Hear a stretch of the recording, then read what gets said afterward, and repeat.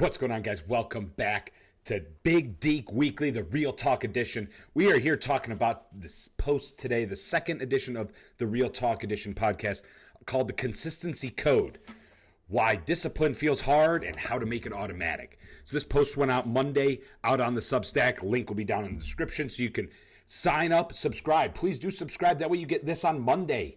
You get this text on Monday, and then we will put audio and video to it to talk about it a little more with a little bit different context and a little more ideas later in the week, so you can get the full, well-rounded Big Deak Weekly Real Talk Edition podcast. So, like I said, post today we're talking about the consistency code, why discipline feels hard and how to make it automatic. Discipline feels hard for a reason, because most people are using it wrong. They're treating discipline like it's something they have to force every day, like it's supposed to feel intense, like it requires constant motivation, willpower, and effort. So every day becomes a battle, and eventually, they get tired of fighting. Think about all of this for a second. Discipline, people struggle with discipline a lot, where they'll do like a 3-4 days of discipline and then fall right off the wagon because they did too much, too quick, and couldn't withstand it. Because they also feel like, I have to force myself to do this. I'm committed to this. I have to force myself to do it. And it turns into too much for you to handle. So therefore, it almost burns out the intensity meter. You crank that intensity up, and you're done, and you're cooked. And every day becomes a battle. Oh, I got to go back to war today. Oh, got to go back to war today. You know, and then you get tired of that. You just get so tired of fighting, and you just want to sleep all day, right? So that's why this consistency code is very important. And discipline, it's supposed to be hard. The most disciplined humans on the planet have trained themselves over and over and over. And that's why it's so hard for you, because you have to do it and like it and enjoy it and be able to do it and not burn out and not get tired. That's why discipline can be so hard. But the real problem, discipline isn't hard because you're weak. It's hard because you're relying on it too much. Most people are trying to build their life on willpower, motivation, emotional energy. All three are inconsistent. Some days you have it, some days you don't. So your actions fluctuate and your results follow. That's why discipline feels exhausting. You're asking it to carry more weight than it's designed for. So think about that for a second. Most people are trying to build their life on willpower, motivation, and emotional energy, when really all three are variables. All three are very inconsistent. There's no rock, there's no foundation in those three, right? Some days you have it. Some days you're super motivated. Some days you block out all the emotional noise. And some days, that willpower is higher and higher and higher than it's ever been.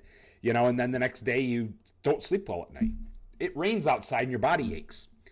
All these things can happen, and therefore you can struggle to maintain that flat line or that increasing bouts. And it gets very inconsistent, time after time after time, extremely inconsistent. The consistency code.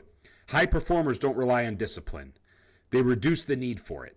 They build systems that make the right action obvious, easy to start, hard to avoid, and repeatable. Because the goal isn't to force yourself to do the right thing. It's to make the right thing the default. So think about that one for a second. A lot of the highest performers don't require discipline. They don't sit here and rely on, well, I'm disciplined, therefore I can do. No, it's built in. Everything they do is ingrained. Every step they make is purposeful, intense. It's intentional, right? And all of those things, you sit there and say they're the most disciplined people I know, because they've ingrained that in their lives. And every step they take is important, and every move they make is important, and it feeds that discipline. So why you keep falling off? It's not because you don't care. It's because your environment and structure are working against you. So think about it. If your workout requires perfect timing, you'll skip it when life gets busy. If your nutrition plan requires perfection, you'll break it when stress hits. If your routine depends on how you feel, it won't last. Discipline breaks down when friction is high. Consistency shows up when friction is low. So let's talk about that for a second, right? Why you keep falling off? Because all of those things, the environment you live in, the structure you've built, it's all working against you when it comes to the ideas you have in your head, those grand plans, all those things, because all the outside forces will have their opinion on your plan, and how you react to those. How you react to those is whether or not you can be consistent or not. If you're a stress eater like I am, right? Stress comes, first thing I think about is sweets, because I love sweets. I actually don't have any in the house here because I like them too much. I can't control myself when they're around and I get stressed, right? If it's raining outside, do I really want to walk to the gym? No, I don't necessarily want to walk to the gym because it's raining out, right? So that's something that can impede somebody who can't keep a consistent momentum going, right? And when those different frictions get high is when you break down and you all of a sudden start thinking of things outside. You're letting those outside forces impact you too much. And the consistency shows up when those aren't there, or when you can beat it because you know that those things mean something to you. So to keep that. If you really want something, it has to mean something to you, because that will help reduce all the friction, because you've now ingrained that it means something to you. So the Big Deak Energy reframe. Stop trying to become more disciplined. Start becoming more intentional. Instead of asking, how do I push harder? Ask, how do I make this easier to repeat?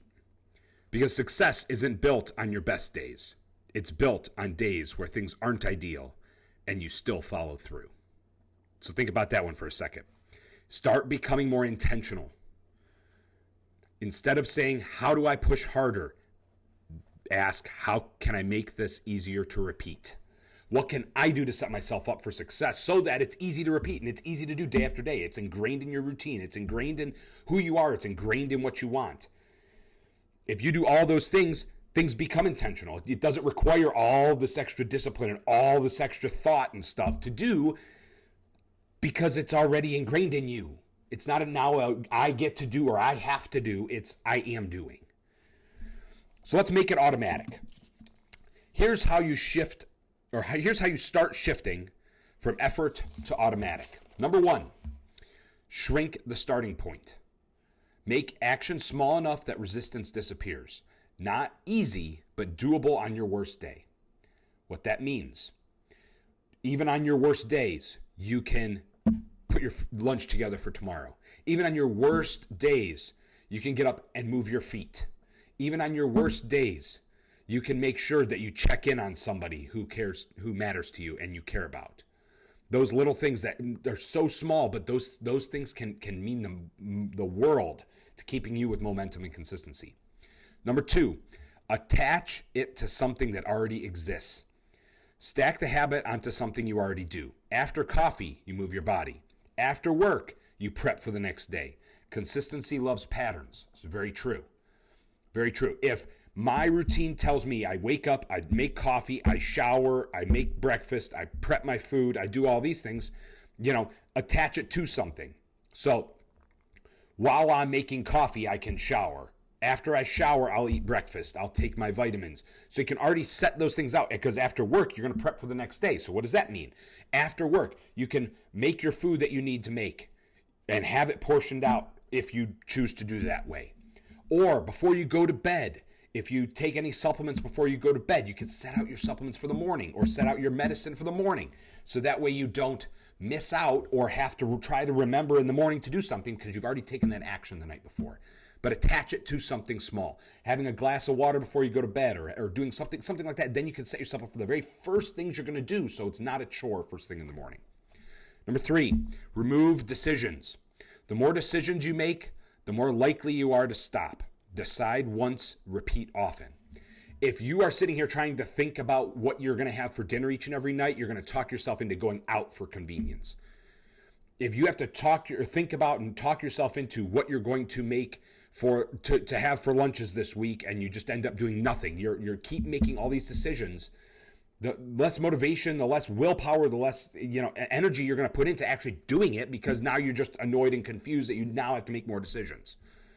Make very few decisions. So I'm going to eat taco meat. I'm going to eat chicken. Okay, I like both of those. Let's just go make a bunch of that. Now you've taken what am I going to eat out of it. You've already got it made. If you have protein powder, a good example I like to use is protein powder. Most of them you buy in 2+ pound jugs. So I've got a bunch of chocolate. Well, what choices do I have here? Well, if I want a shake, I have to have chocolate. But if you buy 5 2-pound containers of 5 different flavors, now you have to make a decision. Nothing wrong with a little variety, all for variety, but it's more decisions, means time wasted, means more chances for you to talk yourself out of it. Number 4, design your environment. Set yourself up to win before the moment arrives. Make the good choice visible, make the bad choice inconvenient. So what do I mean here? When you set yourself up to win before the moment arrives, you've already laid out your supplements, you've already put your bag together to go to work, you've already laid out your outfit at night for the morning. These are all things that you can do to make the best choices while you're being intentional doing them. If you wait till the morning to do it, now you're sitting here saying, oh gosh, I'm just going to make bad choices or bad decisions because now I've waited and procrastinated to the last second, and you can't be late. So think about that. When you're making intentional choices, when you're making intentional decisions, you're more apt to making the good ones over the bad ones. What discipline is actually for? Discipline isn't meant to carry you forever. It's meant to get you started, to bridge the gap between where you are and the systems that will sustain you. Once structure takes over, discipline becomes backup, not the driver. So remember that. Once you get started, discipline is gets you on the way. Motivation gets you started too. Motivation and discipline can get intertwined here, and sometimes people interchange them, and that's not true either. But both of them kind of touch on this specific thing. I talked about motivation recently, but it's meant to get you started. It's meant to help get you moving and get you on the right path so that you can make the best decisions, right? To bridge the gap where you are and the systems that will sustain you. Those are key. Discipline is key in bridging that gap. And therefore, once the structure takes over, the discipline takes the back seat because you've used the discipline to get yourself on the path. Now it's just the reminder in the back of your head, not driving from the front. The shift that changes everything. When consistency becomes automatic, the following happens. You stop negotiating, you stop debating, you stop restarting, and you just move. And that's when the things start to feel different. Not because it got easier, but because it became a part of who you are. So once you get in this shift, you quit, talking yourself out of things. You stop restarting and starting and restarting and restarting. You just do what you need to do.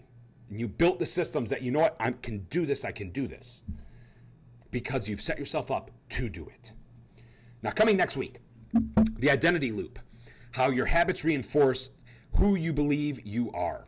Because what you do daily doesn't change your results, it defines you. So that's going to be an interesting one to talk about next week, the identity loop. So many people realize that they need to make changes in their lives and they don't know how to get started, and they want to change their identity, they want to change their perception, they want to do all this change, and they don't realize that maybe the smallest little habits can make the smallest little change, which really that's all you needed. You didn't need a full identity change, but you really needed just a habit reset. So that'll be next week. As always, stay charged, stay focused, and keep the Big Deak energy flowing. I will see you next week for the Identity Loop.